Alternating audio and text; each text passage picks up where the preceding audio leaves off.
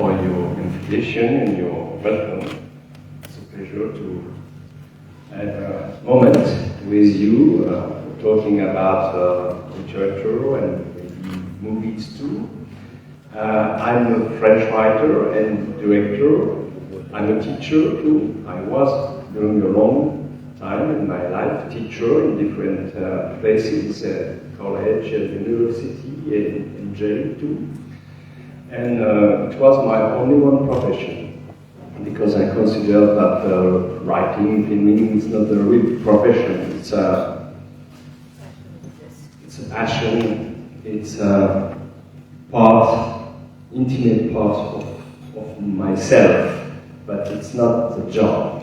And it was very important during my whole life to continue to have a real profession, like a teacher, because as a teacher, I was free to write or not, and it was not an obligation, and it's so important to preserve the free dimension on the writing process, to be an artist without material roles.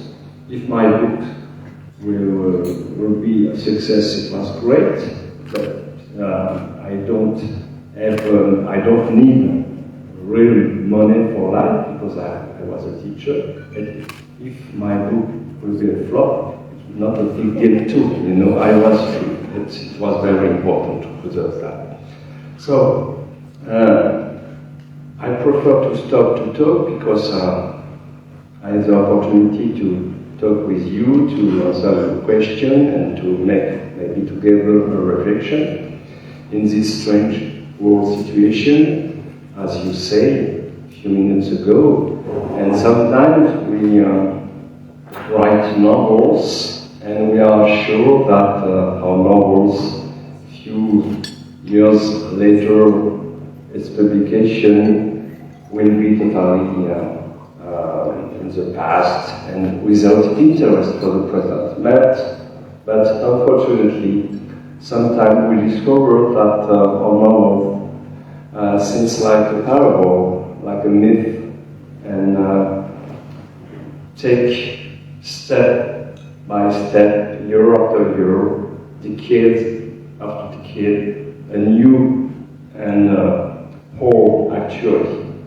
And maybe it's the case in this moment with the recent event in the East Europe. And the reason why maybe it's interesting to make a interrogation about the importance of literature, the importance of the art in our life, and what is the goal of the literature. Maybe it's the most important question. Yeah, so thank you very much, Mr. Claudel. And before we begin our conversation on the book, I just want to do a formal introduction. So I'll read out. Philippe Claudel, as he's mentioned, is a university lecturer, professor of literature at the University of Nancy, novelist, screenwriter, and a film director. And we are screening for you here a film that has won the BAFTA award in 2009. He wrote and directed the film, in English it's called I've Loved You So Long, starring Christine Scott Thomas, for which he won the BAFTA, which is the British Academy of Films and Television Awards, in 2009. His novels have been translated into many languages and have won many prizes, with the Brodeck report, which is under discussion today, winning the Prix Goncourt de Lycée Award in 2007. He's worked for 11 years as a teacher in prison, has been in contact with students, and through his teaching and his experience in the prison has come a trilogy of books, one of which, of course, we are discussing today, and of course, this very, very beautiful and sensitive movie that all of us are free to watch after this session is over. It's got carrying subtitles and translation in English. So the idea of this book is very interesting, and I was reading this young writer, a Vietnamese guy who's become very popular with 3 of his books which have come out in the market, called Ocean Vuong. He's a poet, a writer, and he says something very interesting. If you want to study literature, study war. If they are soldiers, they will be poets. And I feel that your book, because written in 2007, remains equally relevant and very, very contemporary in the times in which we are doing a discussion today, almost a decade and a few years down the line. Do you think art is a good way, or rather literature is a good way to discuss politics? I don't know if it's a good way, but it's an important way, and we need to have observatories, journalists, who make direct reports about the events, about the economic, political life, etc. And we need to have this special conscience of these people who observe and directly after write about the events without time to reflection, because it's rules of their job. But at the same time, we need to have other people who decide to take a long time for produce an analysis of the event, a parable inspired by the event, a legend, a tale, a poem, maybe an opera, a painting, some things close to the event in the metaphoric way, but not just an analysis of the situation. And when we try to observe the world today, it's so complex, so confused, that it's impossible for a human being simple like me to understand every time, everywhere, everything. I need help. In the first time, help of journalists, but in second time, help of philosopher, historian, sociologic people, university, teacher, etc., and artist. And with the help of artists, with the help with Homer, by example, the famous antique Greek poet, I'm able to understand the roots of the war and the madness of human nature and human being, because with a very simple event, the Troy War, the war between 2 cities is very common.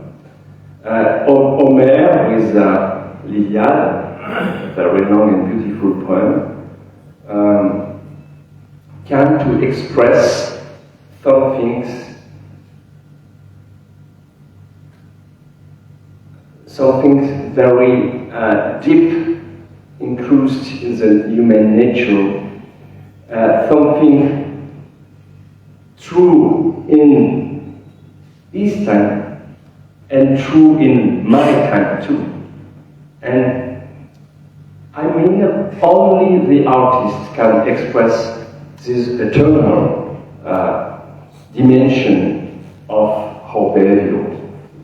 The reason why, for me, the art is the important way to understand our world. And it will be so nice if we can convince, not you, because you are here, you are I'm sure you are convinced by that. But if you can convince everyone everywhere, to stop during maybe 1 or 2 days to be focused about TV, about a social network, about CNN or something like that, and try to have another position and to take the time to make a thinking.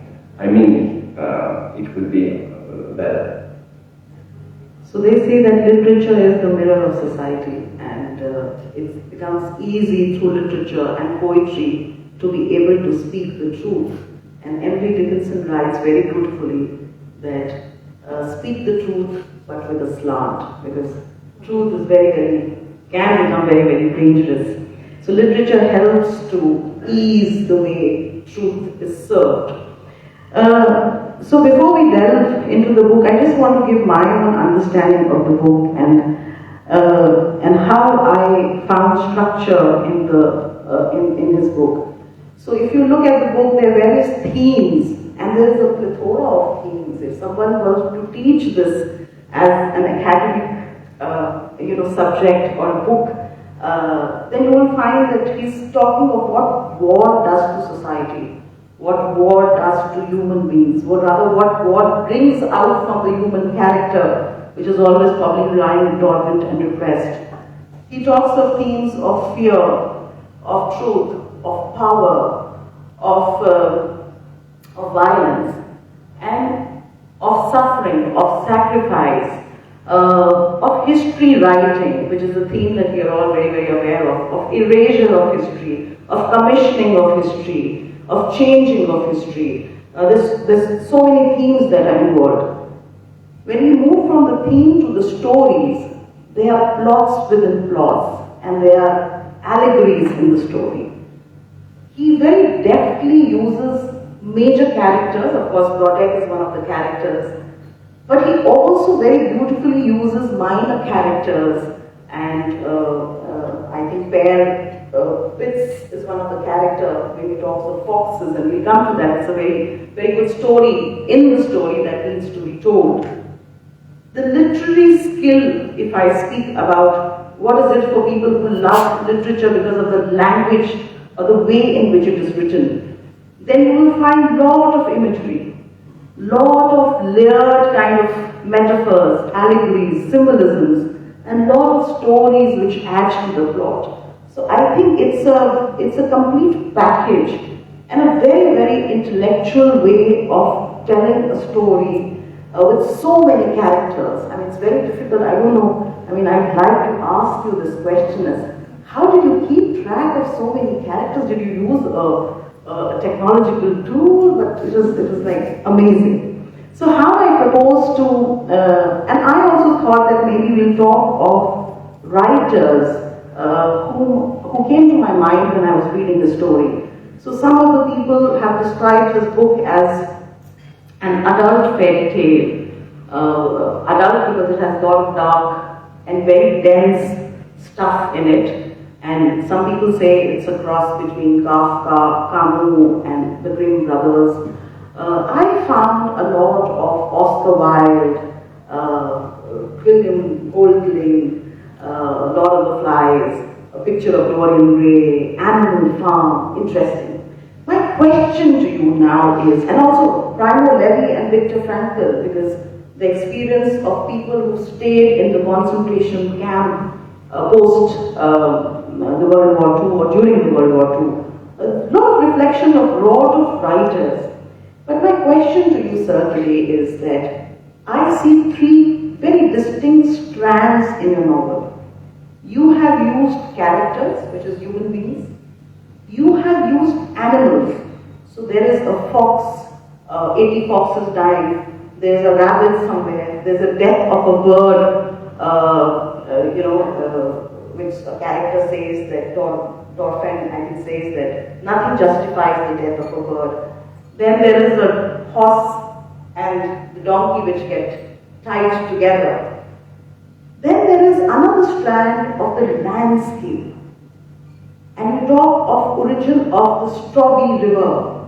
And you say that despite academicians trying to figure out the Strawberry River doesn't belong to this landscape. Then another guy who's known as Andre, or the other who has no name, a nameless character, he sits on that rock. So tell me something, because I was able to see these strands when you were writing. Did you have a purpose behind interweaving the story of human beings with the story of animals, characters, and landscape altogether? What were you thinking when you did that? When I was young, I wanted to be a painter. I wanted to be a writer. I wanted to be a filmmaker, but I wanted to be a painter too, because for me, painting is maybe the most beautiful art, more than literature. You know, because when you are a spectator in front of painting, you don't need a translation. You don't need translation. It's a universal language. And at the same time, you see in one unique moment the globality of the painting. It's not the case when you read a book. Do you need a translation? Do you need to know read? Do you need time? And you don't have a global vision of the others, you know. And for me, this quality of painting to exist without language, it's so wonderful. And so, I'm a very bad painter, but at the same time, I try to use a technical painting during my writing process. It is unconscious, you know. But I saw with pleasure to try to compose landscape and different scenes with a lot of characters, and to try to paint animals like a fox, another one, deer, etc., birds. In my mind, it's like to make a wonderful painting full of characters, especially in a novel like this one. I'm very influenced by painter like Brodeck, l'ancien, very famous Flemish painter of the 16th century, or Jérôme Bosch. Jérôme Bosch was an old master too in North Europe, you know. And in the paintings of Brodeck or Bosch, you have a lot of characters. And when you observe during the first time a painting of this artist, you have the impression that it's a scene of marriage in a countryside. So, but step by step, you see different pieces of the painting, and you discover it's not a real marriage. It's like an allegory. It's like a Bible allegory, mythological allegory, and you discover other characters in the strange position. And so it's a vertiginous landscape. At the same time, human landscape, but symbolic landscape. I like this double dimension. And it's the reason why, when I start to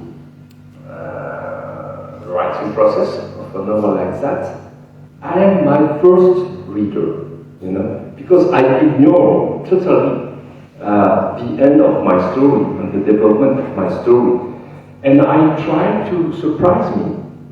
And I begin the writing process, first page, second page, etc. And I discover my character. Sometimes, again, a very important character. Sometimes other one disappears very quickly. And it's my pleasure. I write like the reader reads my novel.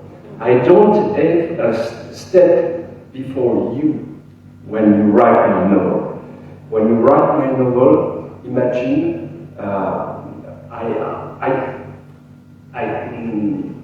I never know what to expect after the page.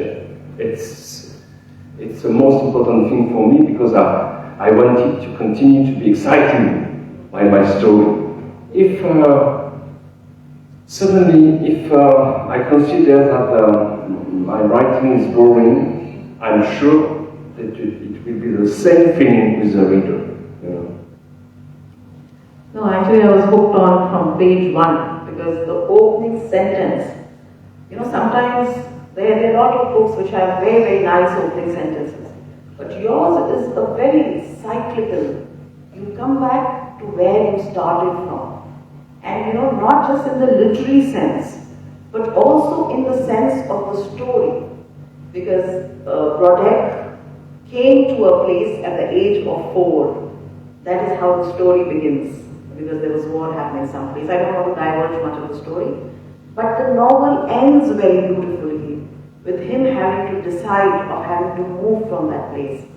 In my earlier conversation, I said something very nice. I quoted Yuval Noah Harari, and he says that the entire history of human beings is the history of migration. So where exactly are we from? And I'm going to read something from his book. That's how the idea of the story came to him. My name is Brodeck, and I had nothing to do with it. And it ends with, Brodeck is my home, is my name. For pity's sake, remember it, Brodeck. You know, you've got this very, very beautiful circle of events, stories, themes, come back, very cyclical nature. But my question is this to you, that your book has this, and you know, when I read this, my name is Brodeck, I immediately thought of the SRK, my name is Khan. So there is a film movie which has this very iconic dialogue, which is very similar to yours, deals with similar kind of issues. So my question to you, sir, is that, can you tell our audiences a little bit about the storyline and your major characters? And then, using the prism of the original inhabitants and the alien or the foreigners, the concept of I versus them, we versus the other, premise it on this. Yeah, I thank you that you remember the first sentence and the last sentence of the book, because for me it was very, very important and very strange too. Because the first sentence, my name is Brodeck, and en français c'est je m'appelle Brodeck et je n'y suis pour rien. Et donc la traduction en anglais c'est my name is Brodeck and I had nothing to do with it. One morning, I wake up with this sentence in my brain. This sentence came during the night, maybe with a dream, I don't remember, but I wake up in the morning and immediately I have this sentence in my brain. And I take a paper, a pen, and I write this sentence because it was so strange, you know. And who is Brodeck? I don't know Brodeck. Who is this guy? Why he say je n'y suis pour rien? It's not my fault. I had nothing to do with it. There is a feeling of guilty. It's strange. Why? So it was so mysterious for me that it was the real start of the writing process of this novel.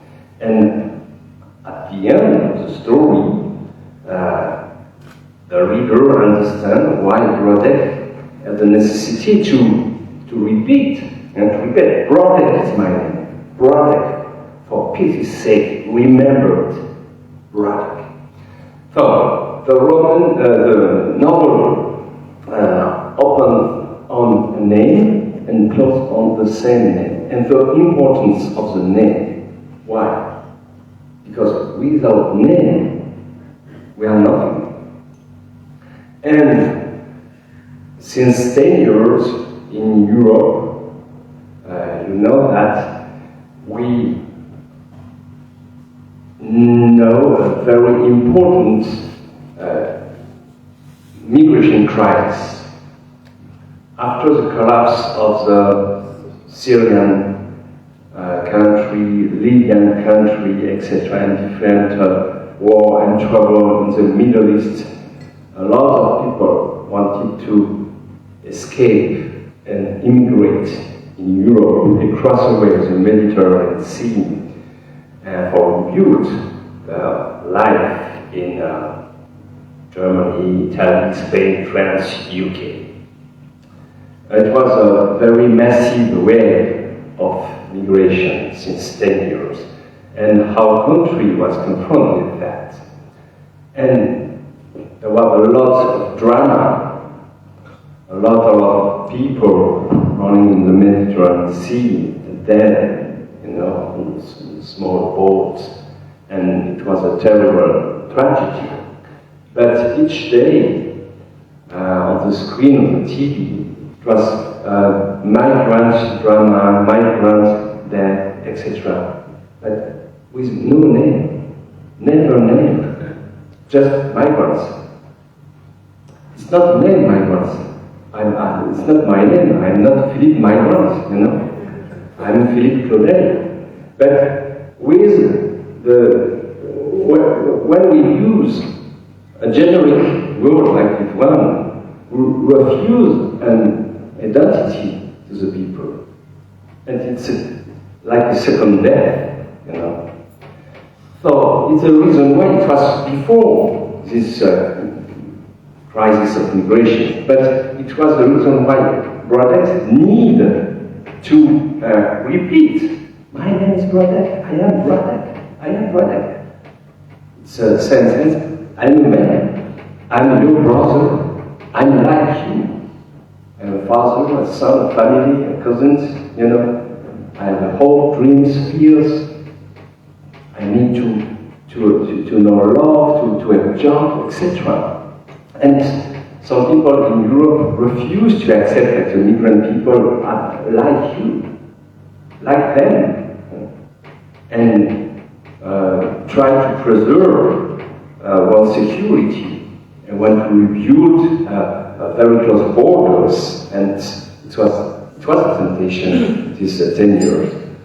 With the recent war in Ukraine, the situation changed totally, because there's another wave, big wave of migration into Europe, and the minds are more open than this immigration, with this immigration than with immigration from Africa.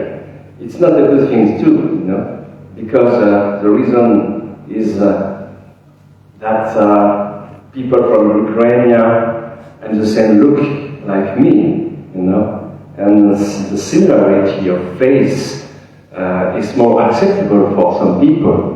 And it's not the case because the migrant came from Africa, because it's black people, and it's not my civilization, it's not my religion, you want to take my job, my home, etc. And so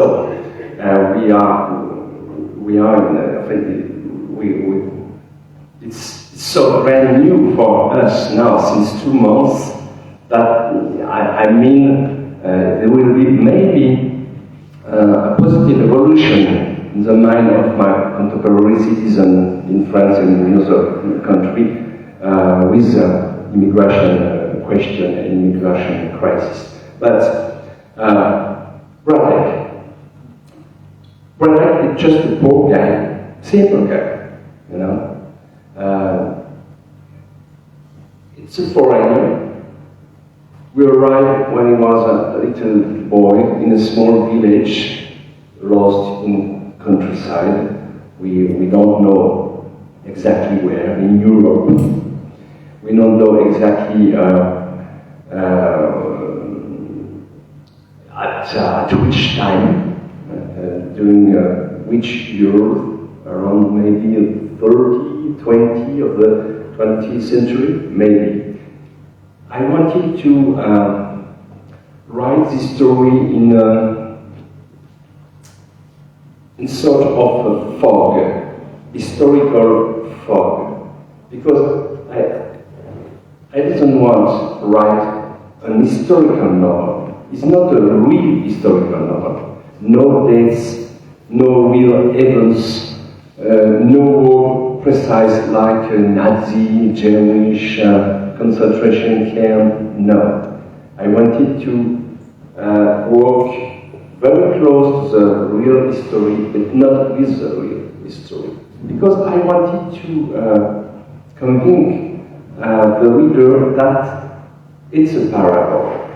And the principle of a parable is to be true in all time and in all countries. And some people, a few years ago, when I wrote this book, believe that the terrible tragedy, like a Holocaust, genocide perpetrated by the Nazis against Jewish people and Zigan people and homosexual people, never will happen in the future after the end of the Second World War. It was awful. It was awful, but it was awful. But we were wrong, you know, because after the Second World War, during the war in Algeria, between France and Algeria, there was a torture act and facts. And after, during the war in Vietnam, there is an act of genocide too, perpetrated by the American army. And after, during the genocide in Cambodia, it was the most important genocide in the history of humanity. And after, between 1991 and 95 in the ex-Yugoslavia, there is an act of genocide too, etc., etc., and today in Ukraine. And I wanted to show with this metaphorical story that this temptation of kill the other one, kill the people is different like me. It's a constant temptation in the human history. And Brodeck is just an innocent victim, just a simple guy who wants to live a simple life with love in a small country, but it's not easy. True. So somewhere the other character, important character, who comes after the war. So Brodeck came before the war happened, and this other guy comes after the war has happened. And war has created a kind of a divide in the mind. It's raised people's anxiety, there's fear of an alien. And how do you differentiate an alien? And the book actually is, makes you think in very, very contemporary times, because it talks of his clothing, and it says he was wearing different clothes which don't belong here. He had got strange animals which don't belong to this place. Then there is this whole concept of the dialect that he speaks. It is not exactly of this land. And we see that we make distinction based on the color of the skin, on the language, and that is very beautifully written. Just to complement what Claudel has said, he writes, and this other guy says in the novel, he's been questioned what his name is, and throughout the novel, you have not given him a name to make him stand out as the alien without a name, a nameless character. So the villagers asking him, we don't even know your name. And he answers, I could be nobody, I could be everybody. It all depends on your belief. So I am coming back to you on this belief, where you believe that no crowd can be peaceful. There can be no happy crowd. A singular man is different from a multitude of crowd. And somewhere you write in your book that the crowd is by itself a monster. Talk a little bit about this very nice concept that you brought out, Because one is the physical aspect of the war. The other is what the war does to your psyche and your psychology. And you have used the prop or the trope, let me say, of the crowd to bring that madness out. Can you speak a little bit about this that you have used in the book?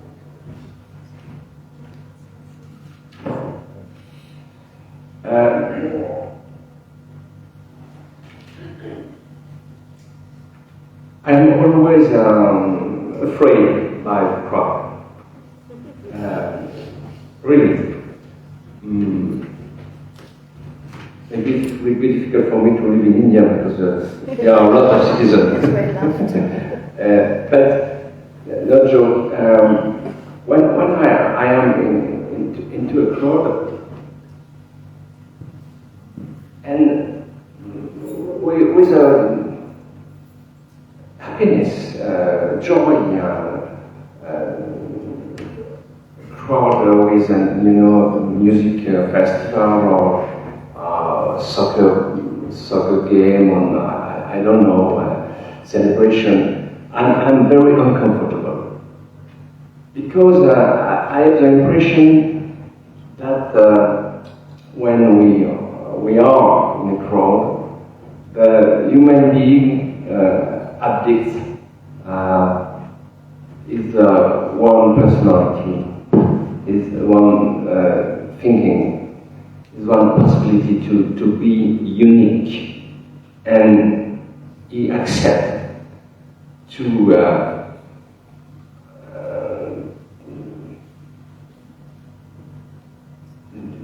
be just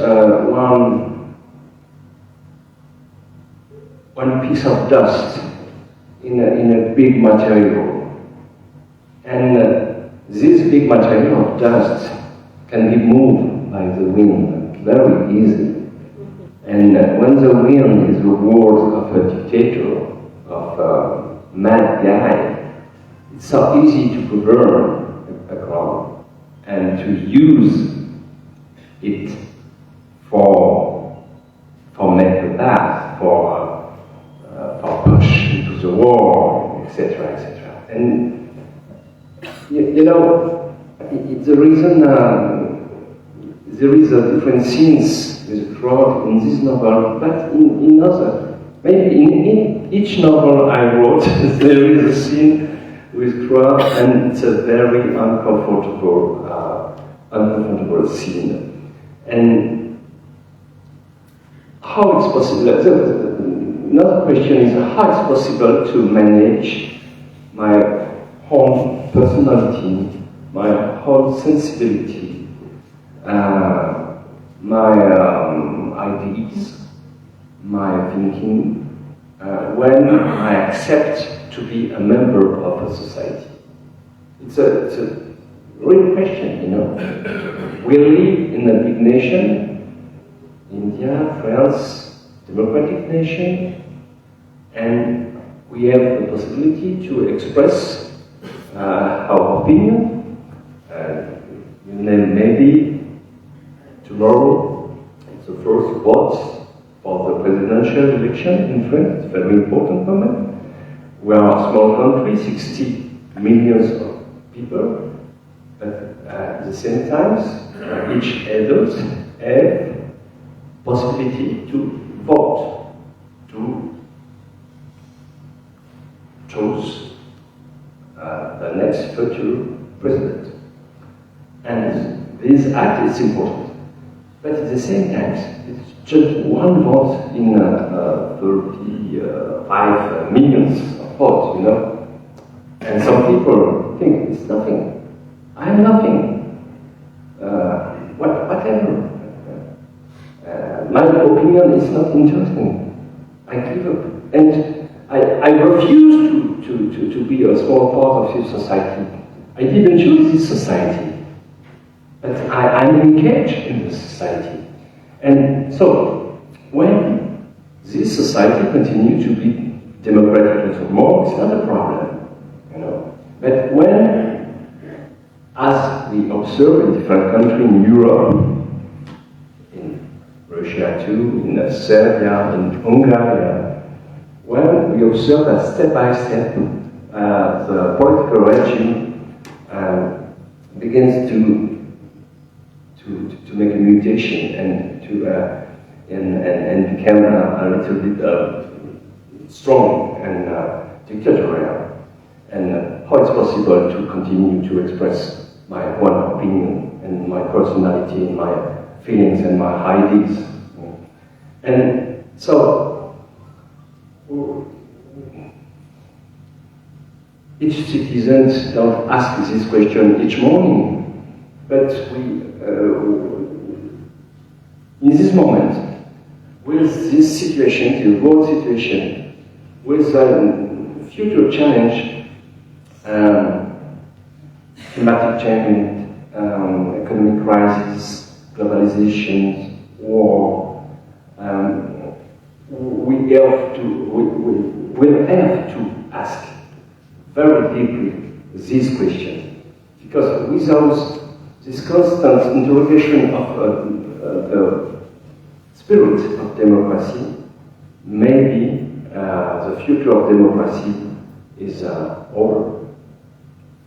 No, I think the one sentence that in your book encapsulates that whole idea of singularity and the multitude, and how a human being, however principled, however fearless that person is, but when he is or she is part of the crowd, the peer pressure of the crowd can actually make you a coward, or actually make you do things which probably you as an individual would not have done.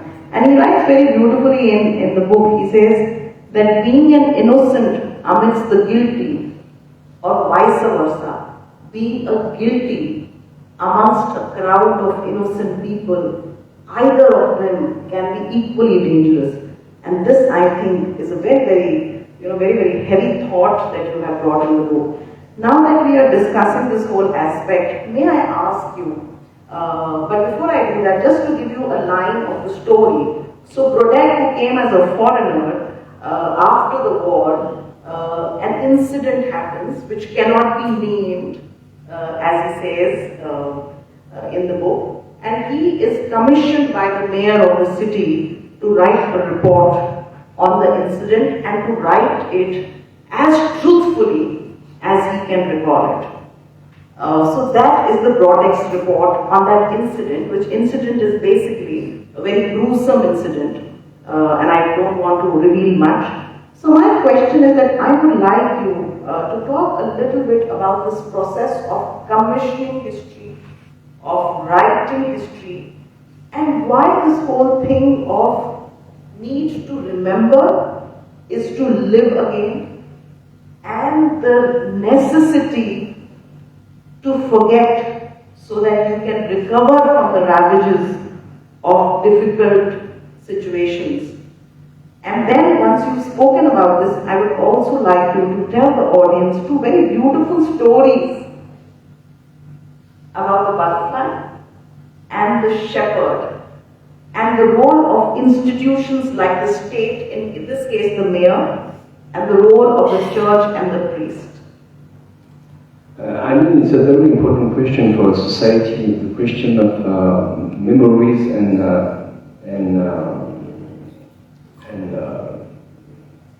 eraser.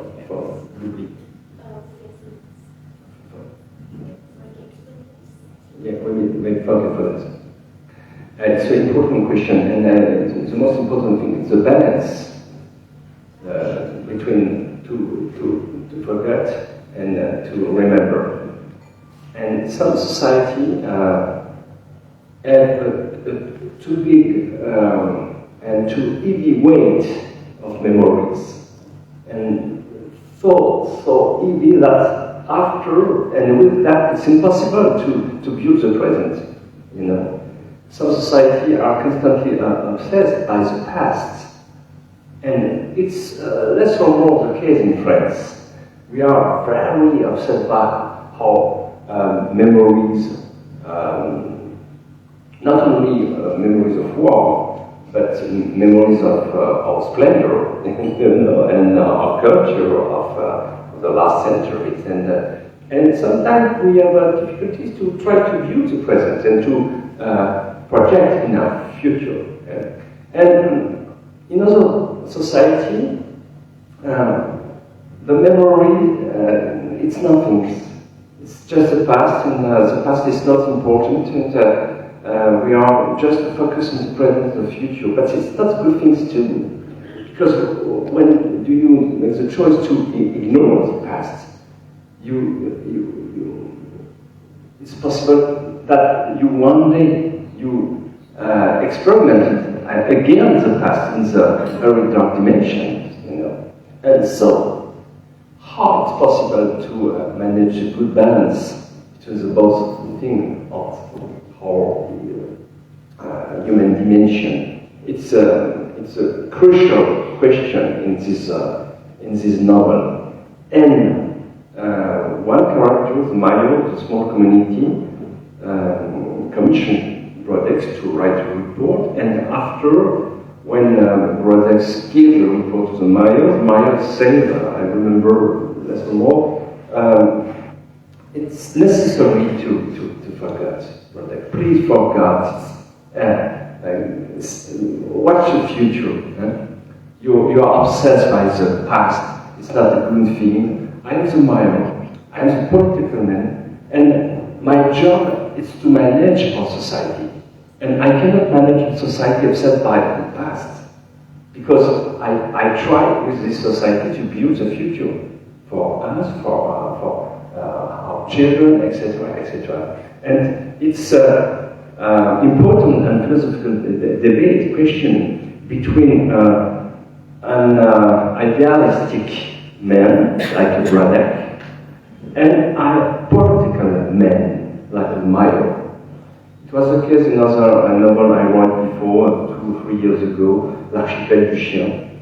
It was the same things with more contemporary action with the migrant crisis. There is a long discussion between a teacher and a migrant too. Because it's not as we are very often critical against political people, you know. But it's not easy to be political people, because we try constantly to manage the reality with the morality. And these two concepts, reality and morality, cannot to be together all the time. And sometimes some political people have to make a choice. And in the same time, they know very well that the choice is not good for the morality.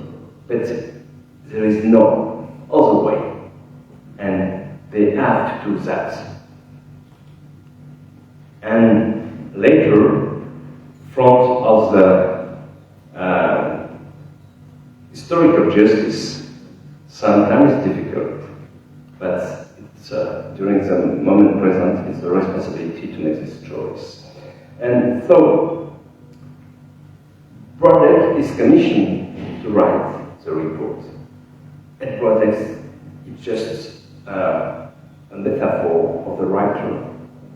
The writer, the novelist, is commissioned by the society for write a mirror of the society.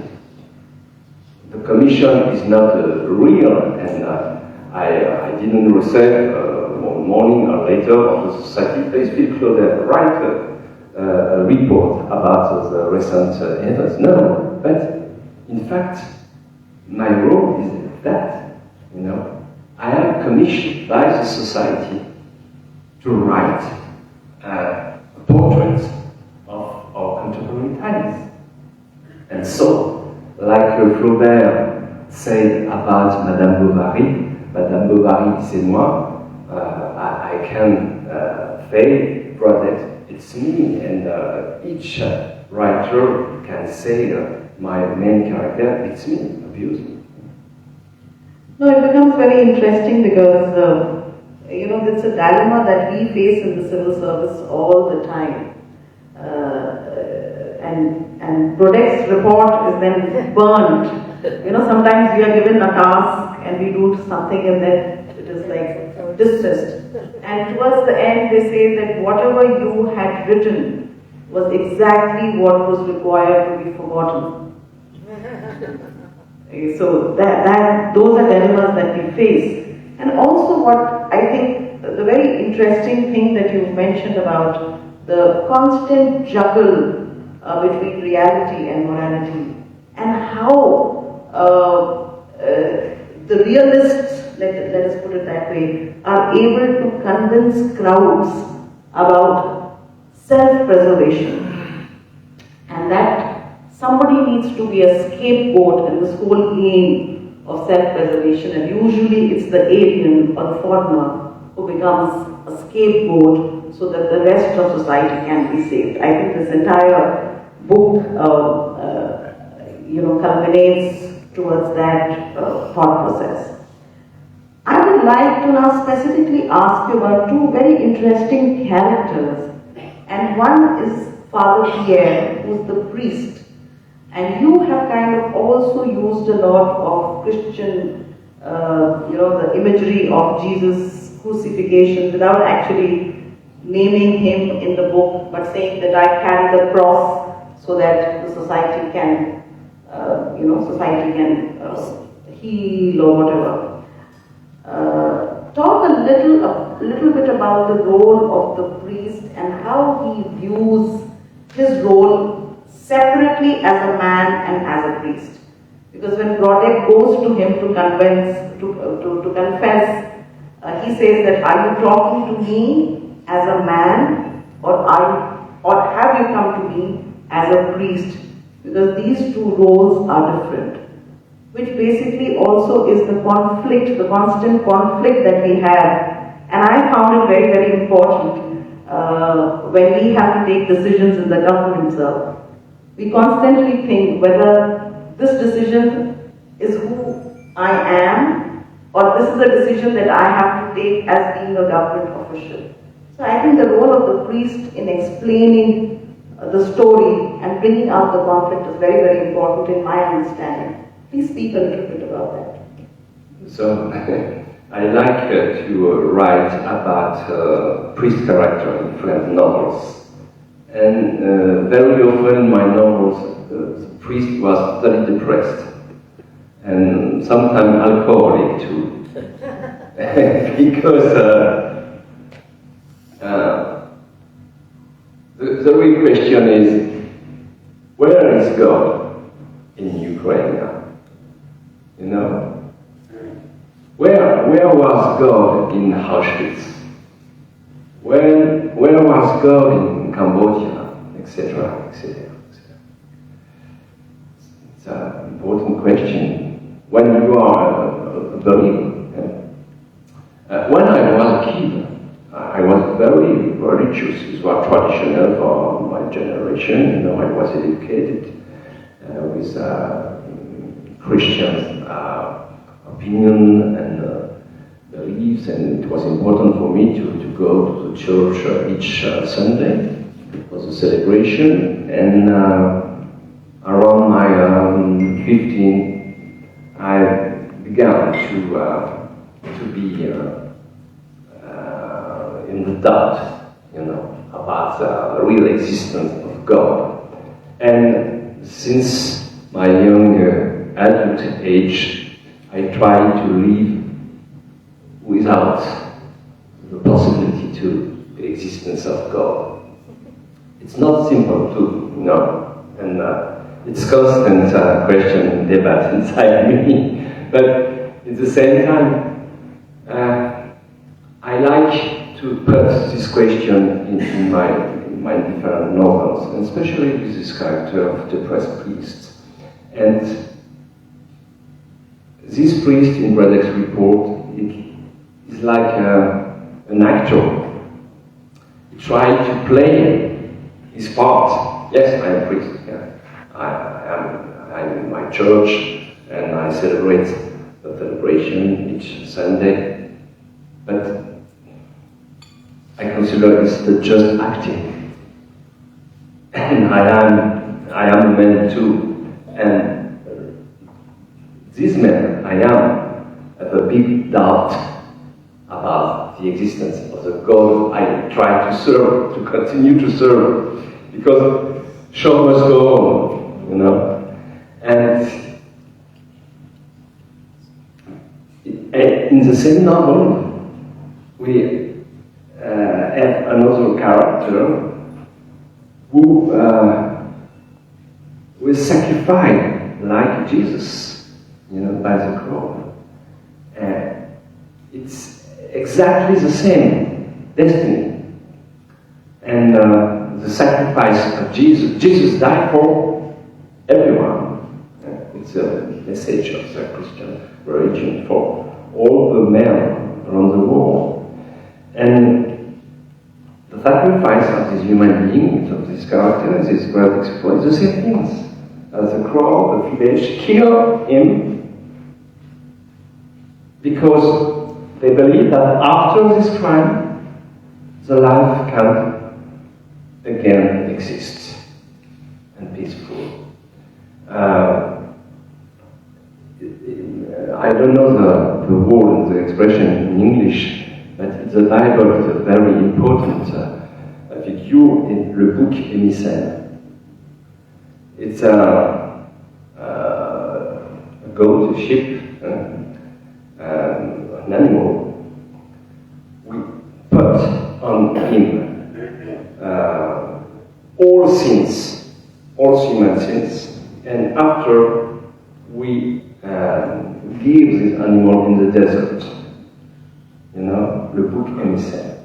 And in this novel, the same things. This man sacrificed as crop is a bouc émissaire. And after, when this bouc émissaire is died, the life will start again.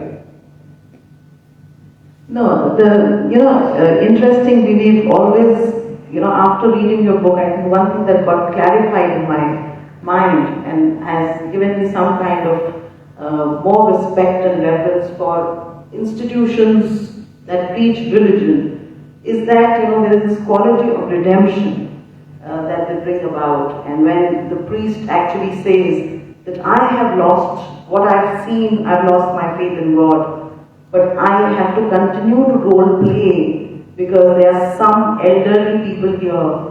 If I don't continue to do that, then they will lose faith and I can't do it. So I will have to continue to do it for their sake.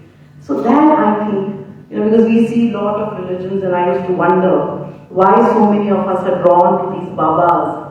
But I think somewhere we all need our safety valve. So that becomes very important. The other institution that has been mentioned in the book, priest is one. The other set of institution is the institution of the intelligentsia. And Diodem, the school teacher, and the professor, Nozel, I'm pronouncing it right. You have, through these minor characters, somewhere showed us that sometimes people who inspire us, the so-called intellectuals, can also betray us, like Diodem betrayed Brodeck. Also the fact that while we can be sensitive towards our own people, children can go and club an old man.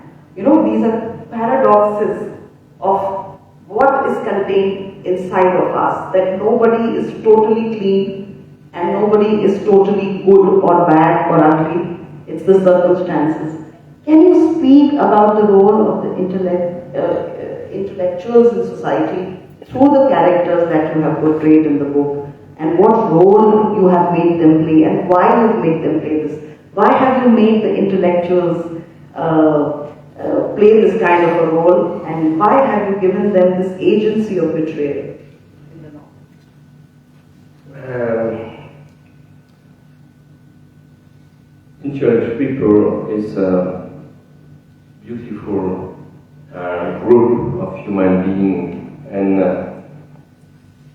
when I was a teacher, I was very excited by my work, because I was conscious that it was very important to try to give your knowledge and to make the transmission of this knowledge to young people. Without this transmission of knowledge, there is no humanity.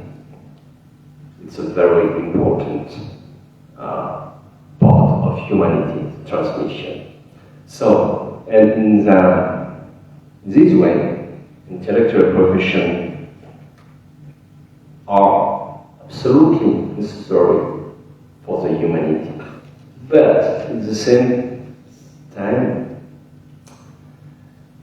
when society is governed by barbarians, the power of intellectual is totally down. There is no way for these bright minds. And we know that the first victims of the totalitarianism are the intellectuals, because the government, the dictatorial government, don't need intellectual, except fake intellectual and attached to the regime, and and with the voice of the leader. But the other one, just a danger for the power. And during this Nazi experience, 12 years in Germany. Germany was, before the Nazis, during a few centuries, a brilliant, smart, intelligent country of musicians, painters, writers, philosophers, etc., etc., scientists. And it's in this society suddenly happens the Nazism, It's a paradox, and I can't understand that. It's impossible for me to understand how a nation like Germany can one day collapse in the Nazism. But it's a fact, And with this historical fact, we can maybe take a small measure of the power of the spirits when the beasts are strong. And the problem is, the Nazi people wasn't different like us. We are the same. The human nature is the same. It's not monster and innocent people. No, we are all of us. We have deep inside us a part of monster.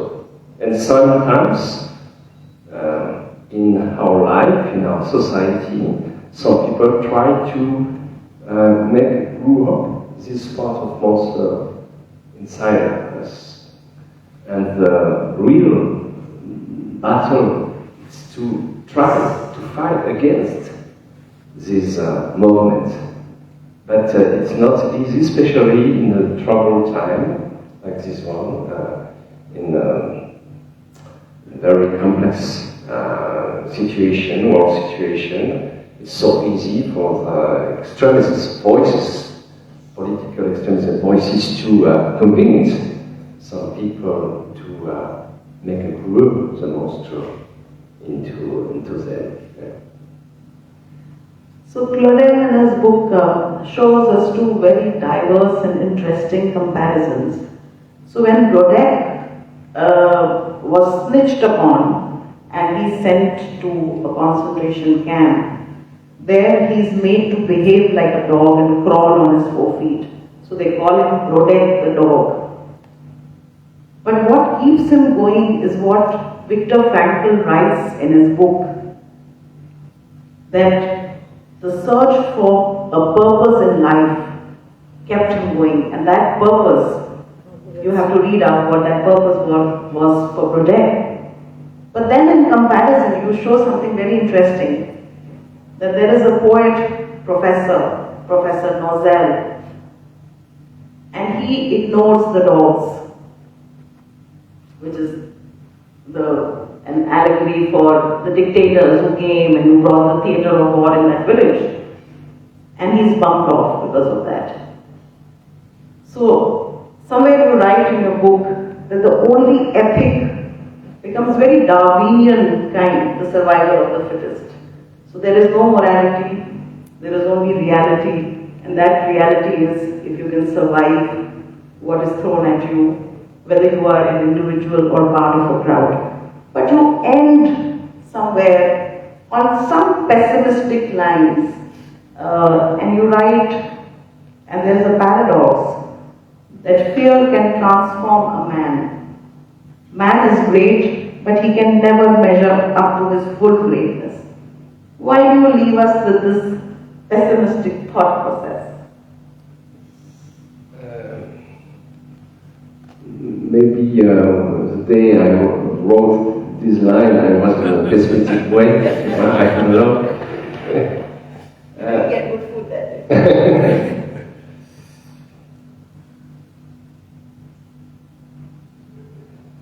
There is a taboo about the survivors very often.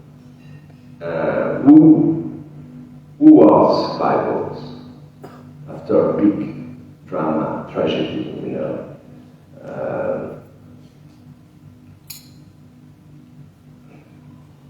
And there is it's a very it's a taboo. I never read a real analysis about that, because when do you want to survive? Sometimes do you need to kill the other one, like to take a bottle of water, you know, to take a food, to push the other on the scene, I don't know, and to walk on body, and so on. But about that, there are no words. Contrary, there is very often a beautiful storytelling about the fraternity, the helping, etc. But I have the impression that the reality is a little bit different. And it's the reason why some survivors have real guilty deep inside, but without the possibility to express it. And maybe it was with this question I wrote some scenes in this novel about that, especially in a train, when Brodeck and a friend of Brodeck take water to a mother and child, and and like a thief, you know, and after Brodeck survived, that mother and child died, and so it's not just a scene of a novel; it's a question I ask to the audience and to the history. Oh, absolutely right. So we are all murderers somewhere, because we may not have actually shot somebody, but our actions may have impacted people and made situations tough for them. So, in fact, his entire novel is full of these kind of paradoxical questions, very provocative, that make you think and sit with yourselves. So I think you have kind of,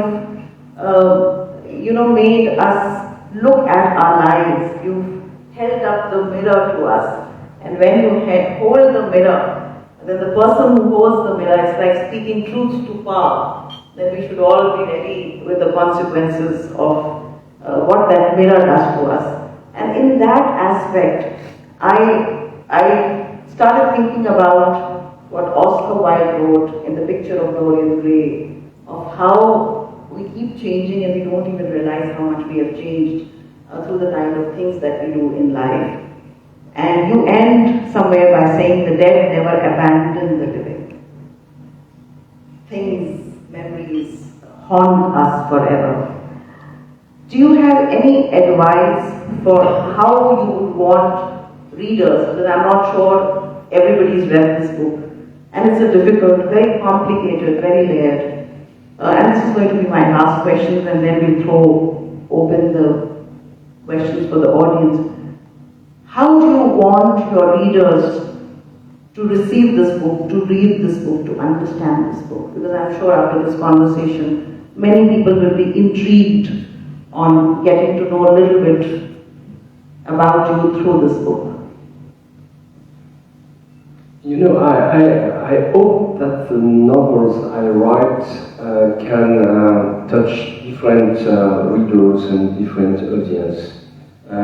It's possible to read Brodeck's report like crime fiction, you know, like historical fiction. It's possible to read Brodeck's report like a love story, because it's an example of the power of love. Because if Brodeck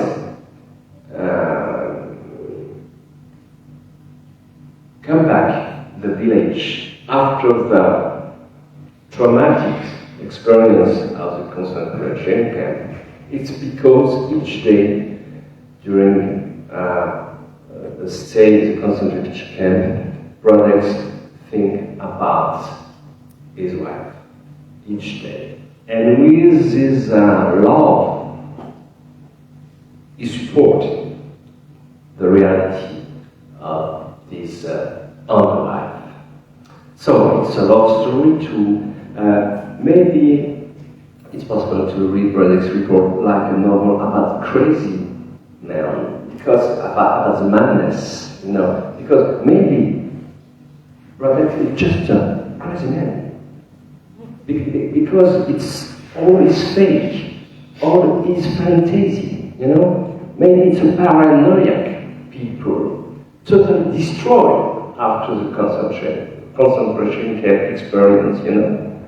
And maybe it's a story of that, you know. And so there is different ways, and I hope each reader can go and work on one of these lines. And in the same time, it was a book where I wrote with an extreme pleasure the nature, the wild nature, and the landscape of forest, mountains, flowers, the birds, wild animals. And it was very important, it was a very important, the nature is a very important character. And for what?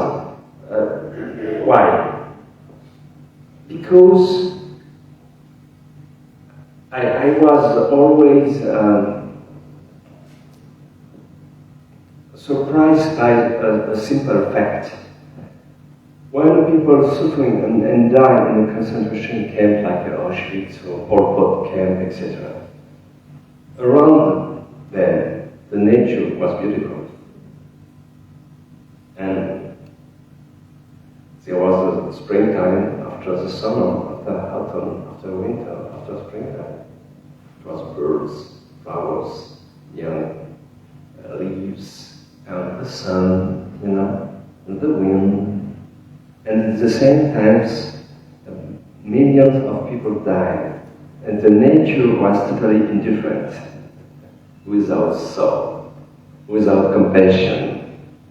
And this paradox is for me very uncomfortable, you know. And it's the reason why I wanted to put the story of Brodeck, the beautiful landscape, for this contrast. No, but your nature actually plays a very supernatural role, and in that I found that you had very Shakespearean, you'd given Shakespearean elements to nature, by saying that the night changes everything. And then after every event, important event, you have rain, which stops people from doing something which they could have done had there been no rains. So you have actually given agency also to nature, and you've made elements of nature important, like Andreas sitting on that rock and seeing and doing his paintings.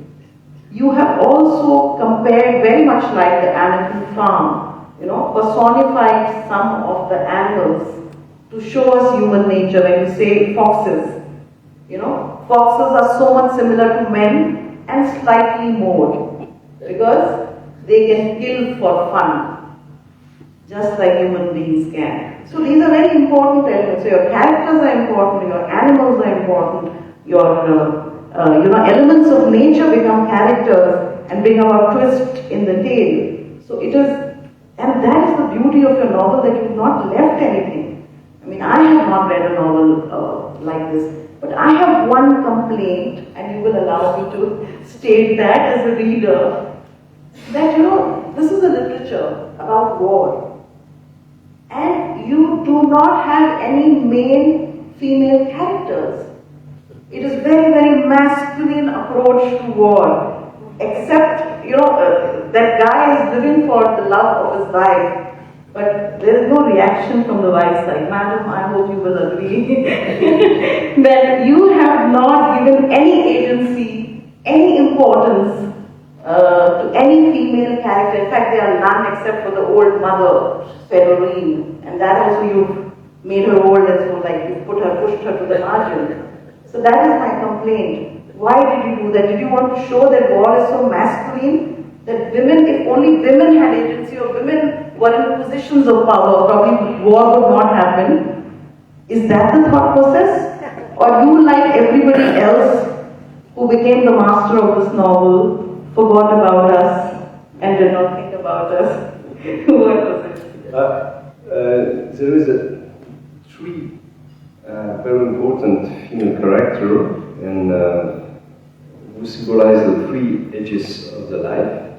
A young baby, Pochette, the wife of Brodeck, and the grandma. And it's a very traditional theme in the ancient painting to the three age of woman. And it's a very positive figure. And the answer to your question is double. First, for me, the incarnation of the bad mood, of the bad personality, is a man. It's not a woman. First. But at the same time, if you remember, there is a extreme figure of woman in the concentration camp. It's the wife of the concentration camp. Each morning, she comes with her baby on the breasts, and during she gives her milk to the baby, she contempts, she watches the hanging of the prisoners. And it's like the model is again a traditional figure of painting, La Vierge à l'enfant, a virgin with a child Jesus. But I wanted to make a reverse, and because this baby, it's like a naive and innocent Jesus Christ, but he foods a strange milk, because it's not really the milk of his mother, it's the milk of the bad, of the dead, And so it's not a good and beautiful female character. But sure, it's male universe. It's a male universe, and it's very often in my novel because I'm a big fan of women, and I prefer to paint my character like perverse male, like a perverse female. No, but I think you made up by making Christine the center of your story in the film. So I think we'll not hold it against you. And the film is very beautiful, so we can all watch it after this conversation is over. I'm extremely grateful to you, sir, for doing this conversation with us, and I'm happy to have the audience ask questions. Kindly raise your hands if you have a question, and we are happy to supply the mic. Yes, I think that's Harishji.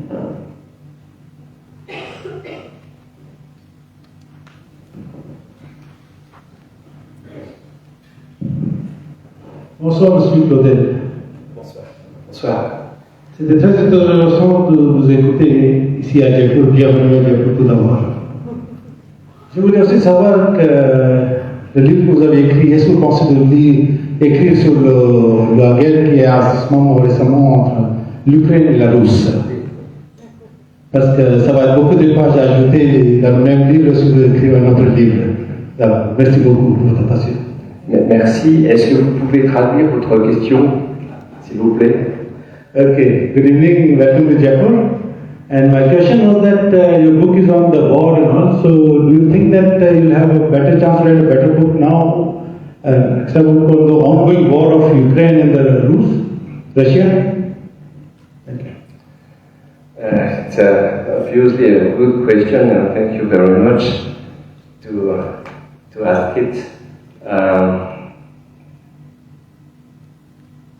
But unfortunately, this novel is a limited novel. And the first sentence was written at the beginning of humanity, but the end of the sentence will be right at the end of humanity. And each pages, each chapter is in the same time brand new and repetition of the past. And so, since 2 months, we are totally under the shock, around the world, especially maybe in Europe, because this war happens in Europe. And for my generation, it was so impossible to imagine that one day a country like Russia, after a dramatic moments of URSS, of communism, and since 30 years, fortunately, became a democratic national country, decide one day to make an invasion of its neighbor, a democratic and free country like Ukraine. It was impossible to imagine that 6 months ago. Impossible. So, sure, some writers will write about that. Maybe, I don't know, because, you understood that my work is a very long and passionate work. I'm not a journalist, and I needed time to make a sort of infusion inside me. I'm like you, I'm not different. I'm a people like the other people. I'm very touched by the events. But if I want that the events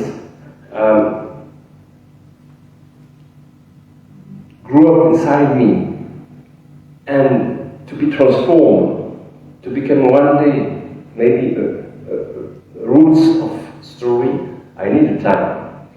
And at the same time, it's totally unconscious process, And maybe in 5 years, 10 years, 15 years, I wrote about that. But the strange thing is, now I finished a very long novel. I started 9 years ago, and it's not about the events and the war of Ukraine, but it's at the same time it's strange because there is a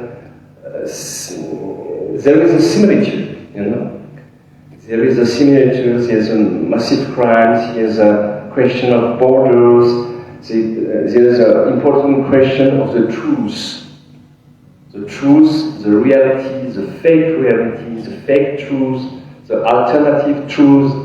And I wanted to explore the political way of this question, this very contemporary question.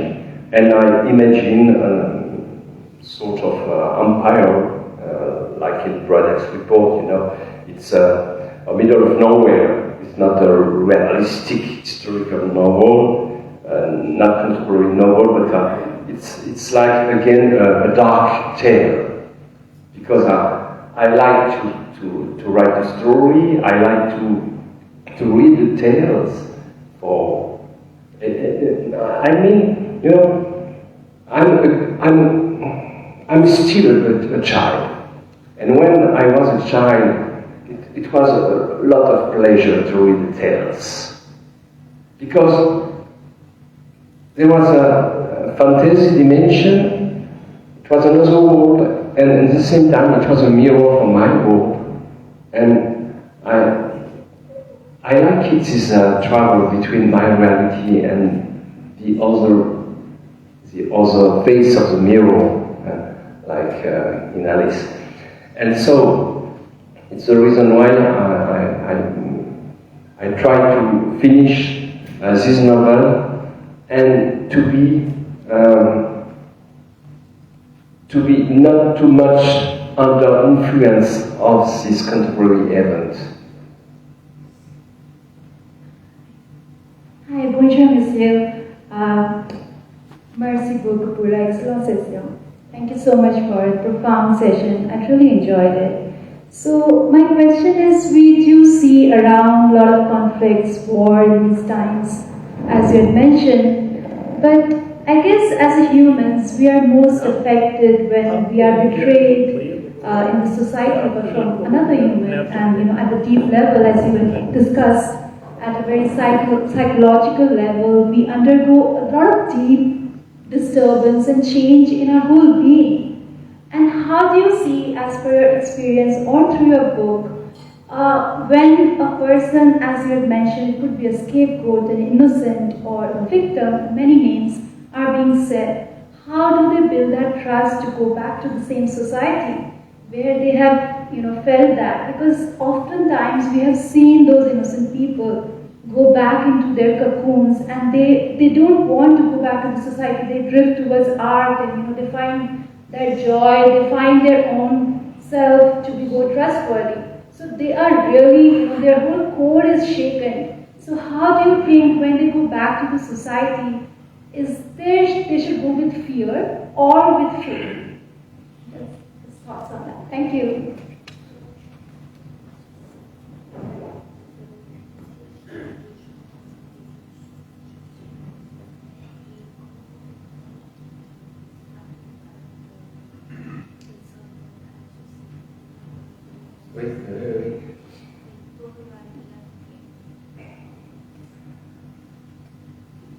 I think if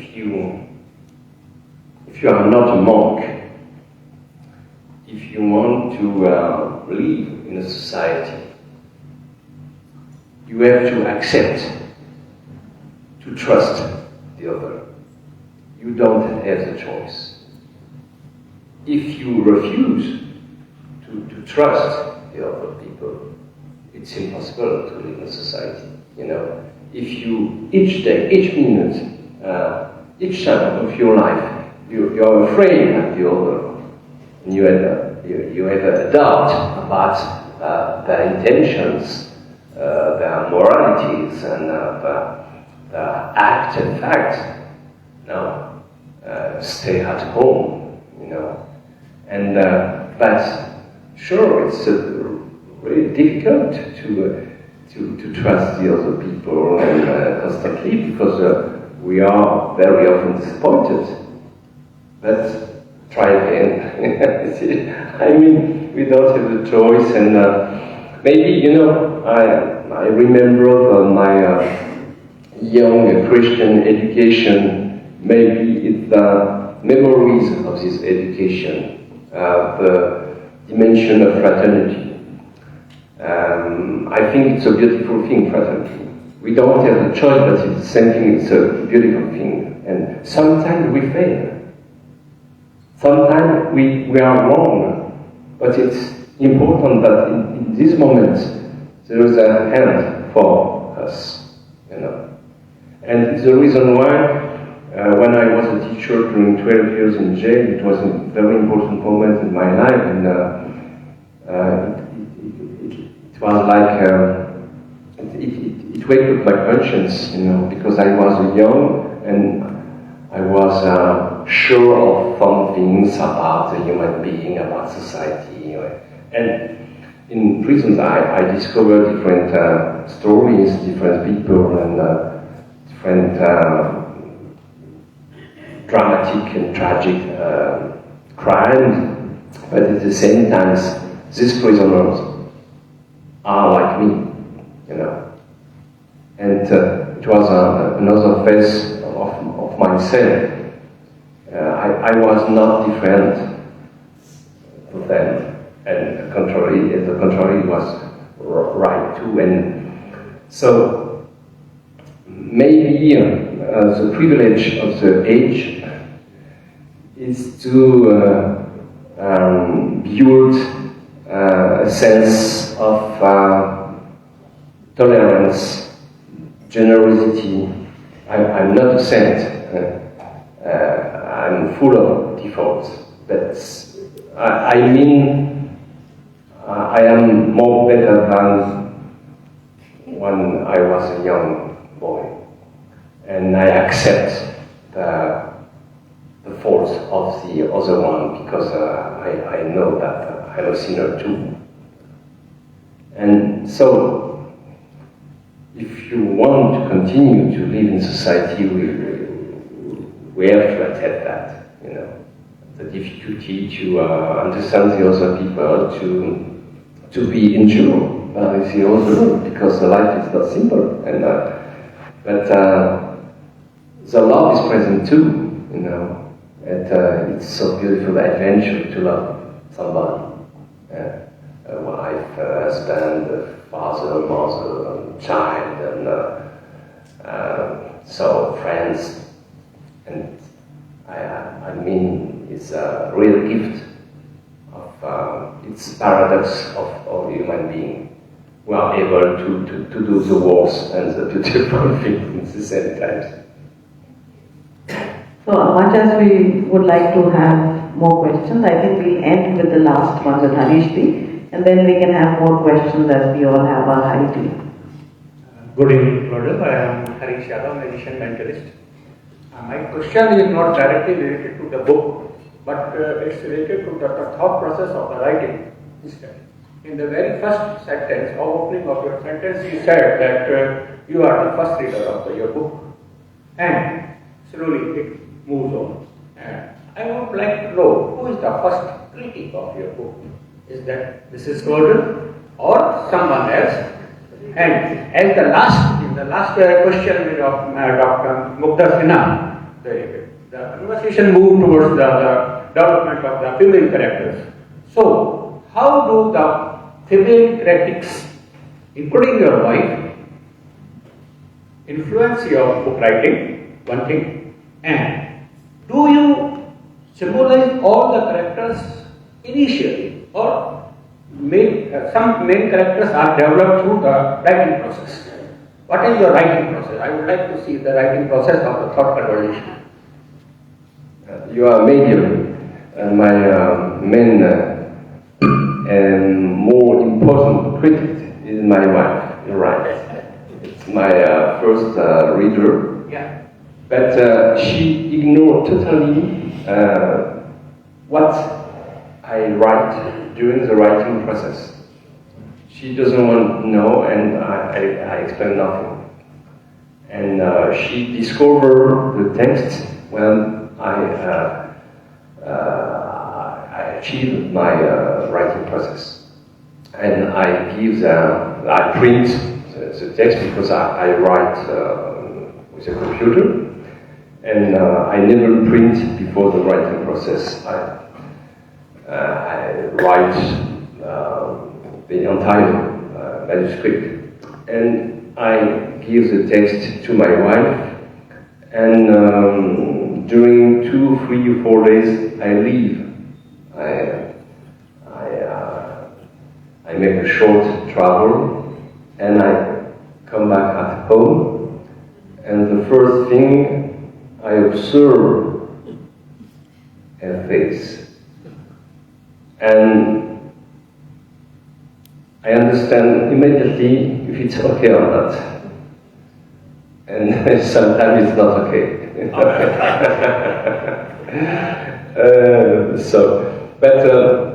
For Brodeck's report, it was okay, and after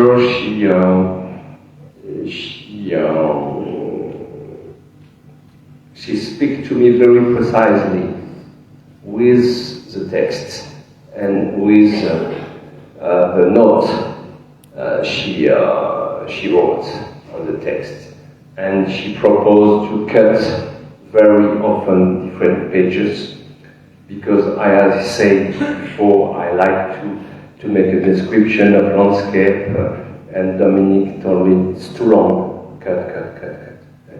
And very often there is an editing process, like for movies, and it's very important for me.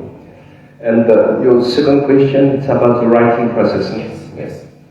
And